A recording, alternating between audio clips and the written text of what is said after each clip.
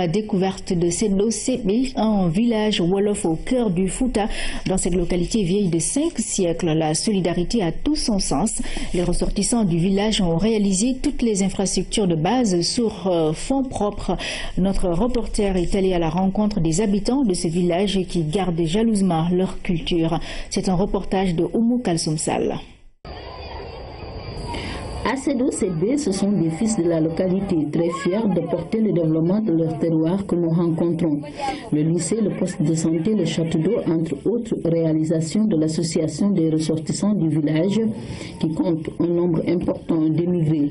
Les ressortissants cotisent chaque mois au niveau d'Italie et de la France. Donc maintenant, leur cotisation sert à couvrir tous les besoins du village. Si nous regardons le village, tout a été presque à 80% réalisé par les ressortissants de Seddo Sebé. Mosquées, dispensaires, écoles. Nous voulons aussi que l'État nous vienne en aide. Tout récemment, nous avons eu un problème d'infirmiers. Dieu merci, actuellement c'est résolu.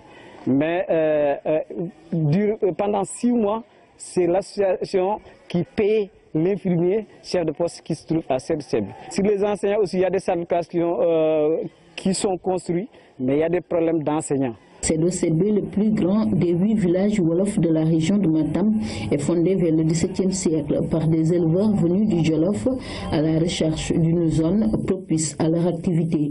À l'origine, c'était parents, des oncles et des cousins ou des neveux qui ont quitté le Jolof pour venir ici. 7 personnes. Au début, c'était 7 personnes. Et au niveau de la tradition, les gens disaient que c'était des éleveurs. Mais avant tout, c'était déjà des tchaddos. C'est-à-dire qu'ils faisaient partie de l'armée du Jolof. Donc ce sont les 7 là qui sont venus en premier s'installer. Ils ont passé une période ici. Quand ils sont allés, ils ont vu que le milieu était un milieu propice à la fois à la culture, à la fois à l'élevage. Et si bien qu'il y a certains parents qui étaient restés, qui sont venus les rejoindre. Dans le milieu plat, les Seddo, comme on les appelle, ont réussi à conserver leur culture. Ici, le Wolof prime sur toutes les autres langues. Vous savez, les populations anciennes se méfient toujours des populations nouvellement installées. Et ce qui crée chez les populations qui sont nouvellement venues un sentiment de conservation. Si bien que si vous regardez les villages Wolof, il n'y a pas un village Wolof dans le Danemayo. Tous les villages Wolof sont dans le Djiri, mais suivant une certaine chaîne. Si bien que les mariages se faisaient entre eux, vous savez la langue, si vous voulez la perdre, il faut aller vous marier ou en tout cas donner un mariage dans une autre. Si bien ils ont conservé la langue parce que tout simplement, il y a un instinct de conservation qui s'est créé. Jusque dans la préparation d'une mariée, les Seddo ont leur particularité.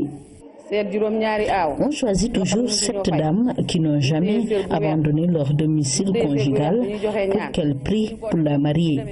Ainsi, elle sera une bonne épouse qui restera toujours auprès de son mari.